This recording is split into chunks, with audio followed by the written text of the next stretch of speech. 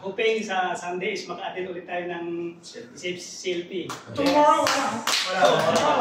Pentecost Sunday, bukas diba? fellowship. All 15. Meron active kung sino yung gusto umattend. May fellowship na attend kayo. After that. Ikaw nandun. Napasok ako sa Always presence yan sa fellowship. CFC dahil kay Bro Fred, hatak ng hatak. Ano bro? Napaupo ako sa loob. Sabi niya, dito ka lang. Serious ka lang, makinig ka lang. So nakinig ako. And then, sabi niya sa susunod na linggo, atin ka ulit oo. Dalawa pala eh.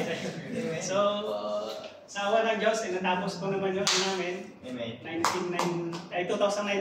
Amen. Natin. Watch 47. Amen. Papasalamat ako kasi 2018, nawala yung brother ko. Tapos, 2019, nagkaroon ako ng maraming brothers. Amen!